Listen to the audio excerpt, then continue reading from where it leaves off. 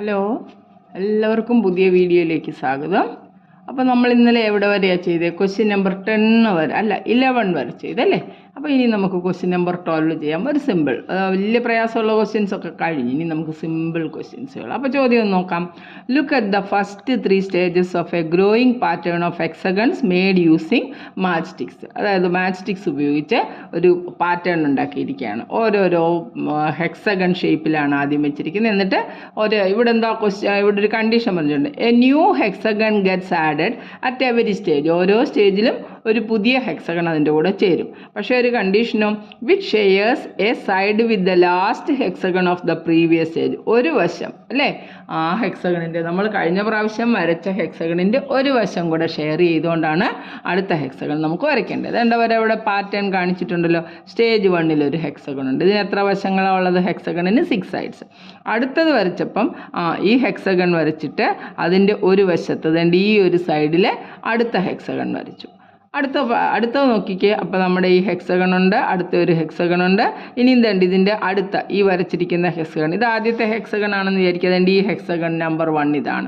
ഇതിൻ്റെ ഒരു സൈഡിൽ നിന്ന് അടുത്ത ഒരു ഹെക്സഗൺ വരച്ചു. ഇനി ഇതിൻ്റെ ഒരു സൈഡ് വെച്ച് അടുത്ത ഹെക്സഗൺ വരച്ചു. ഇല്ലേ, ഇങ്ങനെ അങ്ങോട്ട് പോകണം. ഒറ്റ വശമേ നമ്മൾ കോമൺ ആയിട്ട് എടുക്കാവൂ. ഇങ്ങനെ നമ്മൾ അങ്ങോട്ട് വരച്ച് പോകണം. എന്നിട്ട് ചോദിച്ചിരിക്കുന്നത് draw the next 2 stages of the pattern. How many match sticks will be required at these stages. ഓരോ സ്റ്റേജിൽ നമുക്ക് എത്ര മാച്ച് സ്റ്റിക്ക് വേണമെന്ന് ചോദിച്ചിട്ടുണ്ട്. കംപ്ലീറ്റ് ദ ഫോളോയിങ് ടേബിളും പറഞ്ഞിട്ടുണ്ട്. അപ്പോൾ നമുക്കിതൊന്ന് എണ്ണി നോക്കിക്കേ. എത്രയാണ് അവരവരെല്ലാവരും ഒന്ന് കണ്ടുപിടിച്ച് നോക്കിക്കേ.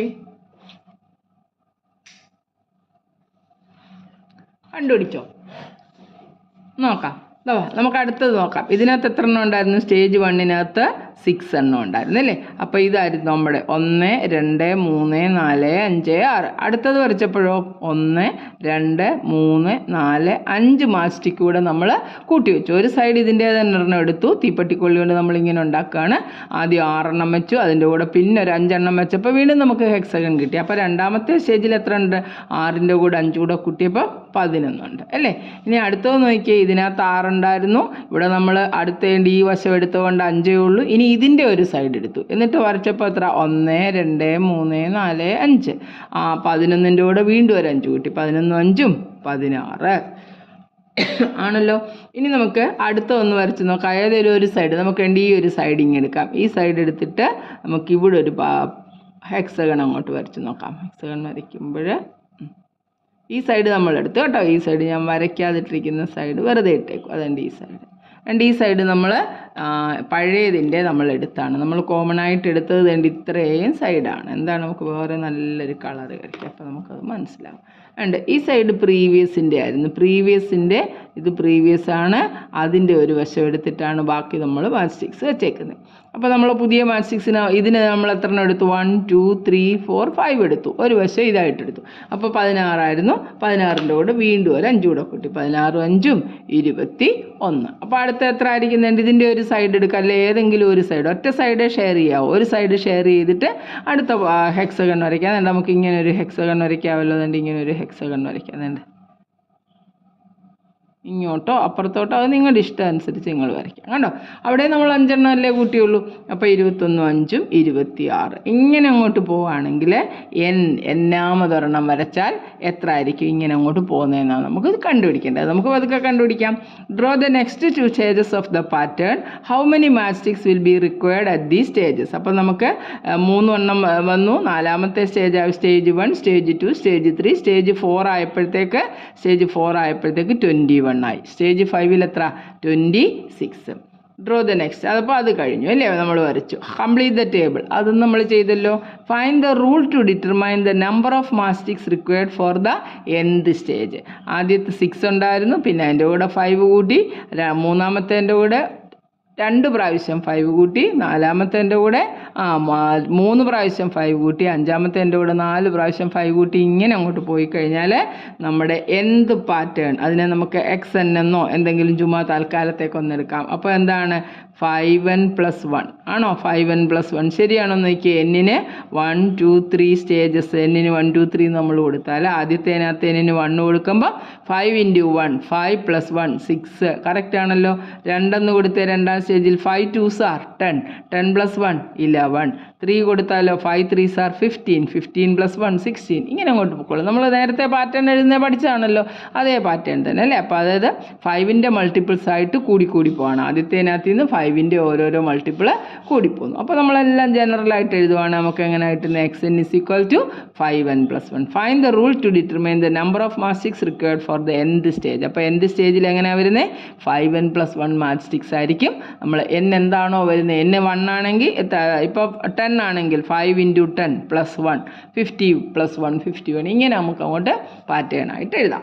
മനസ്സിലായല്ലോ. അപ്പോൾ ഇത് വരയ്ക്കാനും പിടികിട്ടി, നമ്മുടെ ആ കംപ്ലീറ്റ് ദ ടേബിളും കിട്ടി, നമ്മുടെ nth സ്റ്റേജിൽ എങ്ങനെയാണ് കണ്ടുപിടിക്കുക എന്നുള്ള ജനറൽ ഫോർമുലയും നമുക്ക് കിട്ടി. ഇനിയുണ്ടല്ലോ വീണ്ടും ചോദ്യം, how many match sticks will be required for the 15 stage of this pattern. ഇതിങ്ങനെ അങ്ങോട്ട് പോയാൽ 15ാമത്തെ സ്റ്റേജിൽ n 15 ആകുമ്പോൾ, അപ്പോൾ സ്റ്റേജ് 15 ആകുമ്പോൾ നമുക്ക് എത്ര എണ്ണം വേണമെന്നാണ് അവർ ചോദിച്ചിരിക്കുന്നത്. അപ്പോൾ വെൻ n = 15, വെൻ n = 15, നമ്മുടെ എന്തായിരുന്നു ഫോർമുല? ജനറൽ ഫോർമുല എന്തായിരുന്നു? 5n + 1 ആയിരുന്നു അല്ലേ.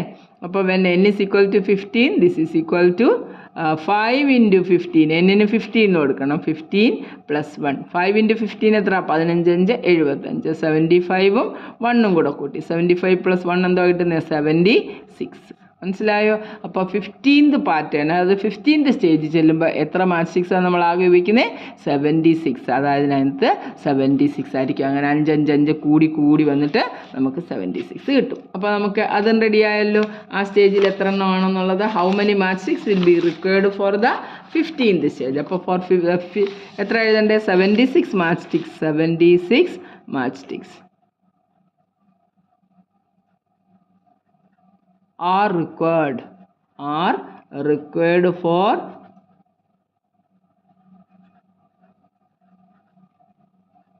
the 15th stage. 15th stage എത്ര എണ്ണമാണ് വേണ്ടതെന്നുള്ളത് നമ്മൾ എഴുതി. അതോടെ അതും കഴിഞ്ഞല്ലോ, കഴിഞ്ഞു. സിമ്പിൾ അല്ലേ. ഇനി നോക്കാം, can 200 match sticks form A stage in this pattern? Justify your answer. ഇങ്ങനെ എങ്ങനെങ്കിലും പോയി കഴിഞ്ഞാൽ എവിടെയെങ്കിലും നമുക്ക് 200 എന്ന് പറയുന്ന ഒരു ആൻസർ കിട്ടുമോ, അല്ലെങ്കിൽ 200 മാച്ച് സ്റ്റിക്സ് ആവശ്യമായിട്ട് വരുമോ? നമ്മൾ വിചാരിക്കുക തൽക്കാലത്തേക്ക് 200 ആണ് മാച്ച് സ്റ്റിക്സ് എടുത്തത്. നമ്മുടെ ജനറൽ ഫോമിൽ എഴുതിക്ക് 5n + 1 എന്ന് പറയുന്നത് 200 ആകുമോ എന്നല്ലേ ചോദിച്ചേ. നമുക്ക് നോക്കാം, 200 എന്ന് എടുത്തു അല്ലേ. ലെറ്റ് ഇറ്റ് ബി, ആകുമെന്ന് തന്നെ വിചാരിച്ചു, എഴുതി. ഇനി നോക്കിക്കേ, 5n സിംപ്ലിഫൈ ചെയ്യ്. 5n = 200 + 1 അപ്പുറത്ത് പോകുമ്പോൾ -1 ആയി. 5n = 199.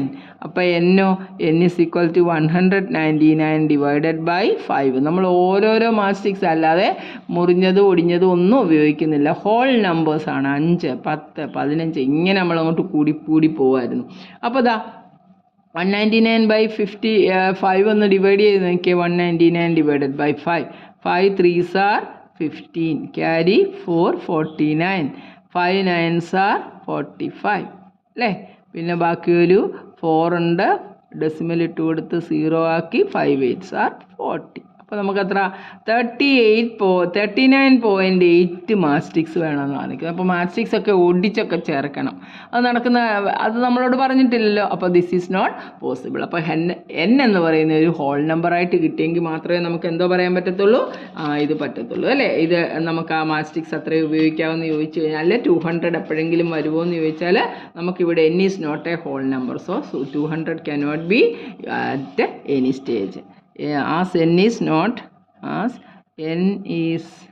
not a whole number,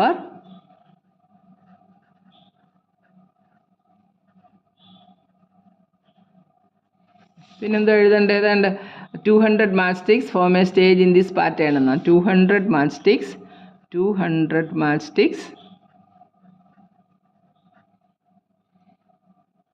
cannot be possible. നമ്മളെങ്ങനെ യൂസ് ചെയ്താലും നമുക്ക് എന്തായിരിക്കണം വേണ്ടേ? n എന്ന് പറയുന്നത് ഹോൾ നമ്പർ ആയിരിക്കണം. പക്ഷേ നമുക്കിവിടെ ഇപ്പോൾ എന്താ കിട്ടിയേ? n എന്ന് പറയുന്നത് 39.8 എന്ന് കിട്ടി. അപ്പോൾ n ഹോൾ നമ്പർ അല്ലാത്തതുകൊണ്ട് 200 മാച്ച് സ്റ്റിക്സ് ഏതെങ്കിലും ഒരു സ്റ്റേജ് വരുമോ എന്ന് പറയുന്നത് ഒരിക്കലും സംഭവിക്കാവുന്ന കാര്യമല്ല. നിസ്സാരം ക്വസ്റ്റ്യൻ ആയിരുന്നു. നമ്മളോട് ആദ്യം പറഞ്ഞ ഒന്നുകൂടെ നോക്കിക്കേ. നമ്മളടുത്ത് ഒരു ഹെക്സഗൺ തന്നിട്ട് പറഞ്ഞു അതിൻ്റെ ഓരോ പ്രാവശ്യം ഒരു അടുത്ത ഹെക്സഗൺ വരുമ്പോൾ ഇതിൻ്റെ ഉപയോഗിച്ച് ഏതെങ്കിലും ഒരു സൈഡേ യൂസ് ചെയ്യാമെന്ന് പറഞ്ഞു. അപ്പോൾ നമ്മൾ ഈ സൈഡ് യൂസ് ചെയ്ത് 5 മാച്ച് സ്റ്റിക്സ് കൂടെ കൂട്ടി വെച്ചപ്പോഴത്തേക്ക് നമുക്കൊരു ഹെക്സഗൺ കിട്ടി. ഇനി ഇതിനകത്ത് അടുത്ത സ്റ്റേജിലോ ഇത് 1 ഇത് 2 അതിൻ്റെ അടുത്ത സൈഡിൽ നമ്മൾ ഈ ഒരു വശം കണ്ടോ ഈ ഒരു സൈഡ് നമ്മളങ്ങ് യൂസ് ചെയ്തിട്ട് ബാക്കി നമ്മൾ 5 എണ്ണം വരച്ചു.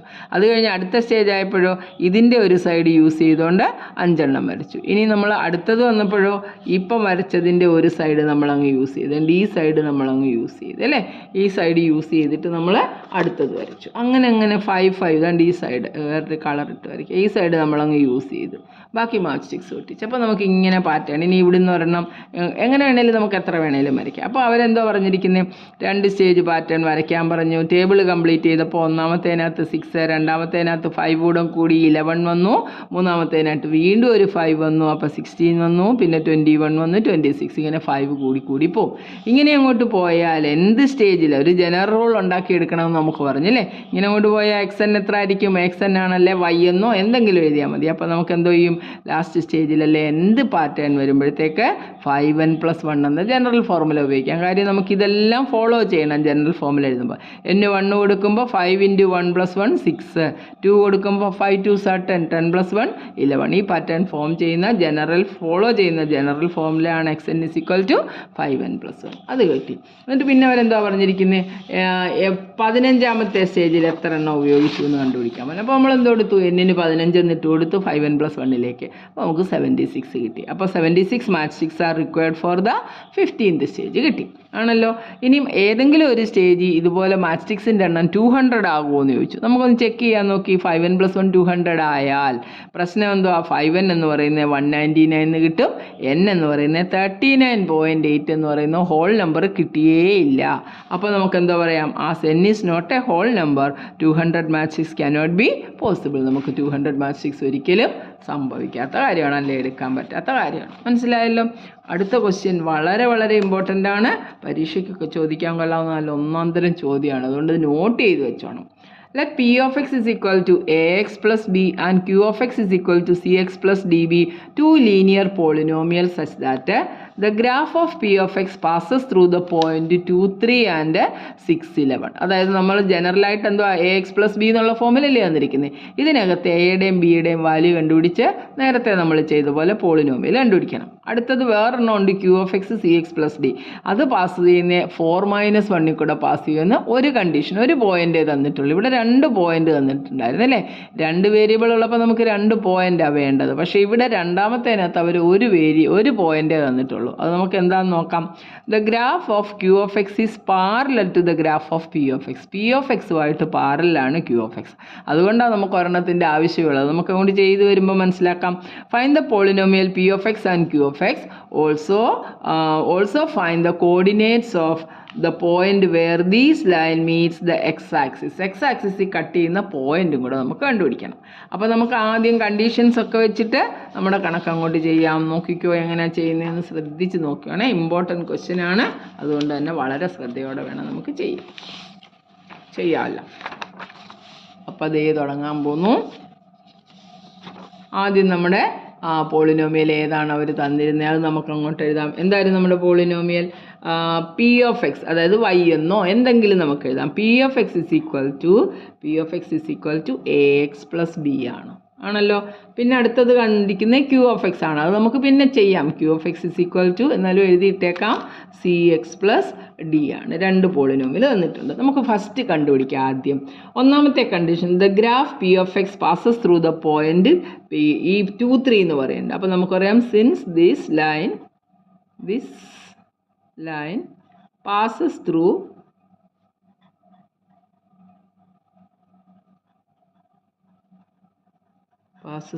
2, 3 അല്ലേ. 2, 3 എന്ന് പറഞ്ഞ പോയിന്റ് കൂടെ പാസ് ചെയ്യുന്ന പറഞ്ഞാൽ നമുക്ക് എന്തോ കൊടുക്കണം, എക്സ് കോർഡിനേറ്റ് എക്സിന് പകരം 2 എന്നും കൊടുക്കണം.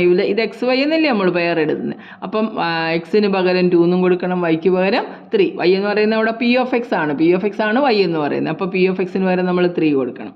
therefore 3 is equal to A എന്താണെന്ന് അറിയത്തില്ല, കണ്ടുപിടിക്കണം. എ ഇൻറ്റു എക്സ് എന്ന് പറയുന്നത് എത്ര, 2 ആയിരുന്നു അല്ലേ. എ ഇൻറ്റു 2 പ്ലസ് ബി ആണ്.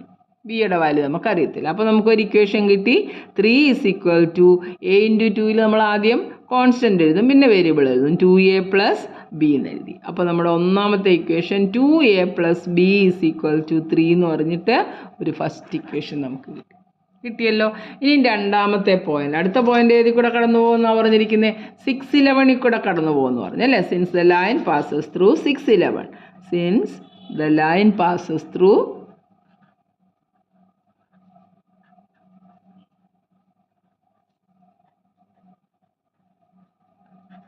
611 വി ഹാവ് എന്താ പറയാം, ദാ ഇവിടെ പി ഓഫ് എക്സിന് പകരം ഇതിൻ്റെ y കോർഡിനേറ്റ് 11 = a × എക്സിന് പകരം ഇത് എക്സ് ഇത് y ആണ്. അപ്പോൾ ഇതിനകത്തോട്ട് വാല്യൂ കൊടുത്തു. a × എക്സിന് പകരം നമ്മൾ എന്തോ വില കൊടുക്കണം? എക്സിന് പകരം 6 എന്ന് കൊടുക്കണം. അപ്പം 6 പ്ലസ് ബി അതുപോലെ തന്നെ ഇട്ടു അല്ലേ. അപ്പോൾ ഇതിനെ ഒന്നുകൊണ്ടൊന്ന് സിംപ്ലിഫൈ ചെയ്യുമ്പോൾ 11 = 6a + b എന്ന് കിട്ടി. ഇത് രണ്ടാമത്തെ ഇക്വേഷൻ ആണല്ലോ.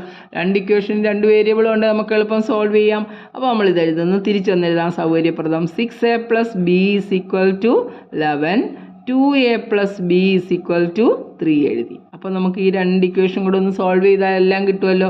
മൈനസ് ആക്കി. അപ്പോൾ ബിയും മൈനസ് ബിയും ക്യാൻസലായി, എലിമിനേറ്റ് ആവും. 6a ന്ന് 2a കുറയ്ക്കുമ്പോൾ നമുക്ക് എത്ര വരും? 4a = 8 എന്ന് കിട്ടി. 11 ന്ന് 3 കുറയ്ക്കുമ്പോൾ 8 അല്ലേ കിട്ടുന്നത്. a = 8 / 4 = 2 എന്ന് കിട്ടി. കണ്ടോ, ഒരു വേരിയബിൾ കിട്ടി. ഇനി കിട്ടിയ എയുടെ വില ഏതെങ്കിലും ഒരു ഇക്വേഷനകത്തോട്ട് ഇട്ട് കൊടുക്കുക. നമുക്ക് ഇതുണ്ടല്ലോ 2a + b = 3. അപ്പോൾ ഇക്വേഷൻ 1-നകത്തോട്ട് ഇട്ട് കൊടുക്കുന്നു. 2a + b = 3 ആണ്. എയുടെ വില 2 എന്ന് കൊടുത്ത് 2 × 2 + b = 3. 4 + b = 3 ആണ്. ബി ആ നമുക്ക് വേണ്ടേ. 3യെ പിടിച്ചപ്പുറം 4നെ അപ്പുറത്ത് കൊണ്ടുപോയി 3 - 4 = വലുതിൽ നിന്നും ചെറുത് കുറച്ച് വലുതിൻ്റെ ചിഹ്നം -1 കിട്ടി. അപ്പോൾ നമ്മുടെ എയും ബിയും കിട്ടിക്കഴിഞ്ഞാൽ നമ്മുടെ പി ഓഫ് എക്സ് റെഡിയല്ലേ. P of X = ax + b ആയിരുന്നു നമ്മുടെ ഇക്വേഷൻ. അതിനകത്ത് എയുടെ വില 2 കിട്ടി, അപ്പോൾ 2x. ബിയുടെ വില -1 കിട്ടി. ഇത്രയേ ഉള്ളൂ നമ്മുടെ പി ഓഫ് എക്സ്. കണ്ടോ, പി ഓഫ് എക്സ് എന്ന് പറഞ്ഞ പോളിമൽ എന്ത് ഈസി ആയിട്ട് നമ്മൾ കണ്ടുപിടിച്ചു. പി ഓഫ് എക്സ് = 2x - 1 എന്ന് കിട്ടി. മനസ്സിലായല്ലോ. ഇനി നമുക്ക് അടുത്ത കണ്ടീഷൻ പറഞ്ഞിട്ട് ക്യൂ ഓഫ് എക്സ് നമുക്ക് തന്നിട്ടുണ്ട്. ക്യൂ ഓഫ് എക്സ് കണ്ടുപിടിക്കാൻ ഇവർ വേറൊരു ക്ലൂവും കൂടെ തന്നിട്ടുണ്ട്. The graph of q of x is parallel to the graph of p of x. നമ്മൾ നേരത്തെ ഗ്രാഫ് വരച്ചപ്പോഴൊക്കെ കണ്ടു, ഏതെങ്കിലും രണ്ട് ഗ്രാഫ് അല്ലേ പാരലാണെന്നുണ്ടെങ്കിൽ എന്താണ് അതിൻ്റെ സ്ലോപ്പുകൾ രണ്ടും ഈക്വൽ ആണ്. നമ്മുടെ ഈ ലൈൻ നമ്മൾ ഈ ഇക്വേഷൻ എഴുതുമ്പോൾ y = ax + b എന്ന് എഴുതുമ്പോൾ ഈ a എന്ന് പറയുന്നത് അവിടുത്തെ സ്ലോപ്പാണ് അല്ലേ. ഇത് സ്ലോപ്പാണ്. ഇതിനെ നമ്മൾ y ഇൻ്റർസെപ്റ്റ് എന്ന് പറയുന്നതാണ്. ഇതൊക്കെ നമ്മൾ പഠിച്ചാണ്, y ഇൻ്റർസെപ്റ്റ് ആണ്. അപ്പോൾ ഈ രണ്ട് ലൈനിൻ്റെയും സ്ലോപ്പുകൾ ഈക്വൽ ആയതുകൊണ്ടാണ് അത് പാരലായ. അപ്പോൾ സിക്ക് പകരം നമുക്ക് എന്തോ വാല്യൂ ഇട്ടാൽ മതി, നമ്മുടെ ഇക്വേഷൻ്റെ വാല്യൂ അങ്ങോട്ട് ഇട്ട് കൊടുത്താൽ മതി. അപ്പോൾ ശ്രദ്ധിച്ച് നോക്കി, നമ്മുടെ പി ഓഫ് എക്സ് ഇതായിരുന്നു. പി ഓഫ് എക്സ് = 2x - 1 ആയിരുന്നു. Since the line is parallel to cx + d, their slopes are equal. അതിൻ്റെ രണ്ടിൻ്റെ സ്ലോപ്പ് ഈക്വൽ ആയിരിക്കും. അതുകൊണ്ട് നമുക്ക് എന്താ പറയാം, ഇതാണല്ലോ ഇവിടുത്തെ സ്ലോപ്പ് എയ്ക്ക് പകരമുള്ള. അപ്പോൾ ഇവിടുത്തെ സ്ലോപ്പ് സി ആണ്. c = നമുക്ക് 2 എന്ന് കിട്ടി. കണ്ടോ, അതിൻ്റെ രണ്ടിൻ്റെയും സ്ലോപ്പ് ഈക്വൽ ആണെന്ന് പറഞ്ഞതുകൊണ്ട് നമുക്ക് സിയുടെ വാല്യൂ പെട്ടെന്ന് എന്തോ കിട്ടി, 2 എന്ന് തന്നെ കിട്ടി. അപ്പോൾ നമ്മുടെ ക്യൂ ഓഫ് എക്സ് ഒന്നുകൂടി എടുത്തെഴുതിക്കുക. Q of X = cx + d ആയിരുന്നു. സിക്ക് പകരം നമുക്ക് 2 എന്ന് കൊടുക്കാം. അപ്പോൾ എന്തോ കിട്ടും, 2x + d എന്ന് കിട്ടി അല്ലേ. ഇതാണ് നമ്മുടെ ക്യൂ ഓഫ് എക്സ്. ഇനി ഇതെവിടെ കൂടെ പോകുന്നു? കണ്ടോ, ഞാൻ പറഞ്ഞില്ലേ ഒരു കണ്ടീഷനെ തന്നിട്ടുള്ളതെന്ന്. 4 - 1 കൂടെ കടന്നു പോകുന്നു. Since this line passes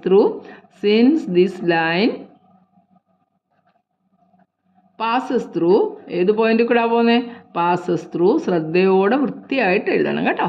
since this line passes through 611. അപ്പോൾ നമുക്ക് കൊടുക്കാമല്ലോ, ഇത് നമ്മുടെ എക്സും ഇത് നമ്മുടെ വൈയും അല്ലേ. അപ്പോൾ ക്യൂ ഓഫ് എക്സ് ആണ് y എന്ന് പറയുന്നത്. ക്യൂ ഓഫ് എക്സിന് പകരം നമുക്ക് 11 എന്ന് കൊടുത്തു. 11 = 2x. 2 × എക്സിൻ്റെ വാല്യൂ 6 ആണ്. 2 × 6 + d ആണ് അല്ലേ. 11 = 6 2s are 12 + d ആണേ. അപ്പോൾ നമുക്ക് ഇതിനെ ഇന്ന് ഇപ്പുറത്തോട്ട് കൊണ്ടുവന്ന് 611 ആയിരുന്നു. സോറി മോനെ, സോറി മക്കളെ, ഒരു ഡൗട്ട്, ഒരു അബദ്ധം പറ്റി. 4 - 1 ആണ്, ഞാൻ അറിയാതെ 611 ഇട്ടു 4 - 1. അപ്പോൾ നമുക്കൊന്നും കൂടെ ഇത് നമ്മൾ ഈ എഴുതിയത് since the line passes through 611 പകരം നമുക്ക് എന്തോ എഴുതണ്ടേ, 4 - 1 കൂടെ പാസ് ചെയ്തു. പോട്ടെ, 4 - 1 കൂടെ പാസ് ചെയ്തു. അപ്പോൾ നമ്മൾ എക്സിന് എന്തോ കൊടുക്കണ്ടേ, 4 കൊടുക്കണം, വൈക്ക് -1 എന്ന് കൊടുക്കണം. -1 ഇതാ Q of x. -1 is equal to 2x. എക്സിന് എന്തോ കൊടുക്കണ്ടേ, 4. 2 × 4 + d ആണ്. -1 is equal to 8 + d. കണ്ടോ, നമ്മളൊരു പോയിന്റ് മാറിപ്പോയാൽ നമുക്ക് വേറെ വല്ല കിട്ടത്തുള്ളൂ. 8നെ ഇപ്പുറത്ത് കൊണ്ടുപോകാം. -1 - 8 is equal to d. ഒരേ ചിഹ്നമാണ് തമ്മിൽ കൂട്ടി തന്നിരിക്കുന്ന ചിഹ്നം. -9 is equal to d ആണ്. അപ്പോൾ ഡിയുടെ വില നമുക്ക് എത്ര കിട്ടി, -9 കിട്ടി. കണ്ടോ, അപ്പോൾ നമ്മുടെ Q of x എന്ന് എന്താണെന്ന് ഇട്ട് കൊടുത്തേ, Q of x is equal to CX + d ആയിരുന്നു. C2 ആണെന്ന് നമ്മൾ നേരത്തെ പറഞ്ഞു. 2x + ഡിക്ക് പകരം എന്താ, -9. ഇതാണ് നമ്മുടെ Q of x. കിട്ടിപ്പോയില്ലേ Q of x? നല്ല ക്വസ്റ്റ്യനാണ്, ഇതൊക്കെ ചോദിക്കാൻ കൊള്ളാവുന്നതാണ്. ഇത് ഒരു പ്രാവശ്യം ഒന്നും ചെയ്ത് പഠിച്ചാൽ നമുക്ക് മനസ്സിലാകത്തില്ല. നമ്മൾ പല പ്രാവശ്യം വീണ്ടും ചെയ്ത് പഠിച്ചെങ്കിലേ ഇത് പിടി കിട്ടത്തുള്ളൂ. അതുകൊണ്ട് നന്നായിട്ട് ഇത് വീണ്ടും വീഡിയോ കണ്ട് കൂട്ടത്തിൽ ചെയ്ത് പഠിച്ചോണം. എപ്പോഴും ഇത് പഠിക്കുന്നുണ്ടെങ്കിൽ നമ്മളൊരു പേനായി എടുത്ത് വെച്ചിട്ട് കൂട്ടത്തിൽ നന്നായിട്ട് ചെയ്ത് ഇതൊക്കെ എന്താ പറഞ്ഞിരിക്കുന്നത് മനസ്സിലാക്കി പഠിക്കണം. അപ്പോൾ നമ്മുടെ P of x നമുക്ക് കിട്ടി, Q of x തന്നെ ഇവിടെ P of x കിട്ടി, ഇവിടെ Q of x കിട്ടി. റെഡിയല്ലേ, രണ്ടും കിട്ടിയല്ലോ. പക്ഷേ ഇനി ഒരു പാർട്ട് കൂടെ ഉണ്ട്. എന്താ പറഞ്ഞിരിക്കുന്നത്, find the polynomial P of x and Q of x നമ്മൾ ഓൾറെഡി കണ്ടുപിടിച്ച് കഴിഞ്ഞു. Also find the coordinates of the point where these lines meet the X axis. ഈ രണ്ട് ലൈനുകളും എക്സ് ആക്സിസിനെ മീറ്റ് ചെയ്യുന്ന പോയിന്റൂടെ കണ്ടുപിടിക്കണം അല്ലേ. അപ്പം നമുക്കറിയാവുന്ന ഒരു കാര്യമുണ്ട്. നമുക്ക് ആദ്യം P of x എന്ന് എടുക്കാം. P of x എന്ന് പറയുന്ന നമ്മുടെ ഗ്രാഫ് വരുന്നത് 2x - 1 ആണ് ഇക്വേഷൻ. P of xൻ്റെ ഇക്വേഷൻ 2x - 1 ആണ്. നമുക്കറിയാം എക്സ് ആക്സിസിൽ കൂടെ കടന്നു പോകുന്നു. Meet the X axis. X ആക്സിസിലെ ഏതൊരു പോയിന്റിൻ്റെയും y കോർഡിനേറ്റ് 0 ആണ്. നമ്മൾ പഠിച്ചു എക്സ് ആക്സിസിലെ ഏതൊരു പോയിന്റ് എടുത്താലും അതിൻ്റെ y കോർഡിനേറ്റ് എന്തുവാ, 0. അപ്പോൾ നമ്മുടെ y എന്ന് പറയുന്നത് അല്ലയോ P of x. അപ്പോൾ ഇത് നമുക്ക് 0 എന്ന് കൊടുക്കണം. അപ്പോൾ the point wear this line cuts the x-axis. x-axis cut ചെയ്യുമ്പോൾ നമുക്ക് ബ്രാക്കറ്റിൽ എഴുതണം y 0 ആണ് അല്ലേ. x-axisലെ ഏതൊരു പോയിന്റിൻ്റെ y എന്തുവാ, 0. 0 is equal to 2x - 1. ഈ 1നെ ഇപ്പുറത്തോട്ട് കൊണ്ടുപോവാ. 2x is equal to 1 ആണ്. x is equal to 1/2 ആണോ. 2x ഈ -1 ഇപ്പുറത്ത് വരുമ്പോൾ +1 ആകത്തില്ലേ. അപ്പോൾ 2x is equal to 1 ആണ്. x എത്ര, x is equal to 1/2. therefore the point is, cut ചെയ്യുന്ന പോയിന്റ് ഏതാ, the point where this line cuts the x axis is ഏതാ, the point is x എത്ര കിട്ടി, 1/2. y കോർഡിനേറ്റ് എന്താ, 0. അപ്പോൾ നമ്മുടെ P of x ഏത് പോയിന്റിലാണ് കട്ട് ചെയ്യുന്നത്, 1/2 0 എന്ന് പറയുന്ന പോയിന്റ് കട്ട് ചെയ്യും. ഇനി നമുക്ക് Q of x കണ്ടുപിടിക്കണമല്ലോ. Q of x നോക്കിക്കേ. Q of x എങ്ങനെ നോക്ക്, 2x - 9 is equal to 0 എന്ന് കൊടുക്കണം. 2x is equal to 9, x is equal to 9/2 അല്ലേ. അപ്പോൾ പോയിന്റ് എങ്ങനെ എഴുതാം, പോയിന്റ് ആദ്യം x കോർഡിനേറ്റ് എഴുതണം 9/2, y കോർഡിനേറ്റ് എന്തുവാ 0. ഇത്രയേ ഉള്ളൂ കാര്യം. റെഡിയല്ലേ, നന്നായിട്ട് ഈ ക്വസ്റ്റ്യൻ ചെയ്തില്ലേ. ഇനി നമുക്ക് ആകെ ഒറ്റയൊരു ക്വസ്റ്റ്യനും കൂടെ ആളൂർ നോക്കാം. What do all linear functions of the form f of x is equal to ax plus a where a greater than 0 have in common? a greater than 0 ആണെന്ന് പറഞ്ഞു. അപ്പോൾ നമുക്ക് അതിനെ എന്തോ പറയാം, സ്ലോപ്പ് ഈസ് ഓൾവേസ് പോസിറ്റീവ്. ഇവിടുത്തെ slope എപ്പോഴും എന്തായിട്ടേ വരത്തുള്ളൂ, always positive. Slope is always positive. ഇവിടുത്തെ സ്ലോപ്പ് നമുക്ക് പോസിറ്റീവായിട്ട് കിട്ടി. ഇനി അടുത്ത കണ്ടീഷൻ നമുക്ക് എന്തോ പറയണ്ടേ, അതിനകത്ത് ഇക്വേഷൻ നോക്കി, ആ സ്ലോപ്പ് പോസിറ്റീവാണ്, y 0 ആണെങ്കിൽ, if y is equal to 0 ആണെങ്കിൽ നമുക്ക് എന്തോ പറയാം, ഈ ഗ്രാഫിൻ്റെ എഫ് ഓഫ് എക്സ് എന്ന് പറയുന്നത് y എന്ന് വിചാരിക്കുക. ax plus a is equal to 0, ax is equal to -a, x is equal to -a/+a എന്ന് പറയുമ്പോൾ നമുക്ക് എന്തോ കിട്ടും, -1 എന്ന് കിട്ടും. കണ്ടോ, -1 0. ഇതിനകത്ത് നിന്ന് നമുക്ക് എന്തോ കാര്യം പറയാം. ഇതിനകത്ത് നിന്ന് കോമൺ ആയിട്ട് എന്തോ പറയുന്നത്, -1 0യിൽ കൂടെ ഈ ലൈൻ പാസ് ചെയ്യും. Every graph passes through -1. ഈ ഫോമിൽ കിടക്കുന്ന graph, every graph all graphs അല്ലെ. എവരി ഗ്രാഫ് പാസസ് ത്രൂ ഏത് പോയിന്റിൽ കൂടെ? എക്സ് മൈനസ് 1ഉം y 0. കണ്ടോ, ഈ ഗ്രാഫിൻ്റെ പ്രത്യേകതയാണ് സ്ലോപ്പ് എപ്പോഴും പോസിറ്റീവാണ്. കാരണം ഇവർ പറഞ്ഞിട്ടുണ്ട് എ ഗ്രേറ്റർ ദാൻ 0 ആണെന്ന്. അതുകൊണ്ട് അതിൻ്റെ സ്ലോപ്പ് എപ്പോഴും പോസിറ്റീവ് ആണെന്ന് അവർ തന്നെ പറഞ്ഞു. അത് നമ്മൾ എഴുതി. ഇനി നമ്മുടെ അടുത്ത പ്രത്യേകത എന്താണെന്ന് വെച്ചാൽ y 0 ആയിട്ട് നമ്മൾ ഇട്ട് കൊടുക്കുകയാണെങ്കിൽ ax + a 0 ആണ്. ഇവിടെ വേണേൽ കോമൺ ആയിട്ട് എടുക്കാം. a ഇൻറ്റു ഇതേണ്ട ഈ എഴുതിയിരിക്കുന്നത് ഇങ്ങനെ വേണേലും എഴുതാം. ഞാൻ മൈനസ് a അപ്പുറത്തോട്ട് കൊണ്ടുപോകാതെ a കോമൺ എടുത്തിട്ട് ഇതാ ഇവിടെ ax + a എന്നുള്ളതിനകത്ത് നിന്ന് നമ്മൾ a ഇങ്ങ് കോമൺ എടുത്തു. a ഇൻറ്റു എക്സ് പ്ലസ് 1 എന്ന് എടുക്കാം അല്ലേ. ഇവിടെ a അല്ലേ കോമൺ = 0. അപ്പോൾ a ഒരിക്കലും 0 ആവത്തില്ല, ഗ്രേറ്റർ ദാൻ 0 ആണെന്ന് പറഞ്ഞു. അപ്പോൾ എക്സ് പ്ലസ് 1 എന്ന് പറയുന്നത് 0 ആണ്. അപ്പോൾ എക്സ് എത്ര? +1 അപ്പുറത്ത് പോകുമ്പം -1. കണ്ടോ, എക്സ് മൈനസ് 1 0. ഇങ്ങനെ വേണേൽ ആർഗ്യൂ ചെയ്തിട്ട് നമുക്ക് എഴുതാം. കാരണം a ഗ്രേറ്റർ ദാൻ 0 ആണെന്ന് പറഞ്ഞിട്ടുണ്ട്. സിമ്പിളായിട്ടുള്ള ഒരു ക്വസ്റ്റ്യൻ. ഇത്രയേ ഉള്ളല്ലോ. അതോടെ നമ്മുടെ ഈ യൂണിറ്റ് തീർന്നു. വൃത്തിയായിട്ട് എല്ലാവരും ചെയ്ത് പഠിക്കുക. അപ്പോൾ നമുക്ക് അടുത്ത യൂണിറ്റിലോട്ട് കയറുന്നതിന് മുമ്പ് നമുക്ക് ഇപ്പോൾ പഠിച്ച ഈ 3 യൂണിറ്റും ഇത്രയൊക്കെ ആയിരിക്കുമല്ലോ ഫസ്റ്റ് എക്സാമിന് വരുന്നത്. ഫസ്റ്റ് എക്സാമിന് 1ഉം 2ഉം 3ഉം ചാപ്റ്റർ 1ഉം 2ഉം ചാപ്റ്റർ എന്തായാലും വരത്തുള്ളൂ. അപ്പം നമുക്ക് അതിനകത്ത് നിന്ന് വരാൻ പോസിബിളായിട്ടുള്ള എല്ലാ ക്വസ്റ്റ്യൻസും ഒബ്ജക്റ്റീവും സബ്ജക്റ്റീവുമായിട്ട് വരുന്ന ക്വസ്റ്റ്യൻസ് എല്ലാം കൂടെ നമുക്ക് വേറൊരു വീഡിയോ 2 ക്ലാസ്സുകളിലായിട്ട് അല്ല 2 വീഡിയോ ആയിട്ട് ഇടുന്നുണ്ട്. അതെല്ലാവരും കാണണം. അതൊക്കെ തന്നെ ആയിരിക്കും നിങ്ങളുടെ ക്വസ്റ്റ്യൻ പേപ്പർ. അതുകൊണ്ട് നമുക്ക് അതും കൂടെ പ്രാക്ടീസ് ചെയ്യാം. അപ്പോൾ അതുവരേക്കും എല്ലാ കണക്കും ചെയ്ത് പഠിക്കുക. കൂട്ടുകാർക്കൊക്കെ ഷെയർ ചെയ്യുക, സബ്സ്ക്രൈബ് ചെയ്യുക, ലൈക്ക് ചെയ്യുക. ഓക്കെ, അപ്പോൾ നമുക്ക് അടുത്ത വീഡിയോയിൽ കാണാം. ബൈ.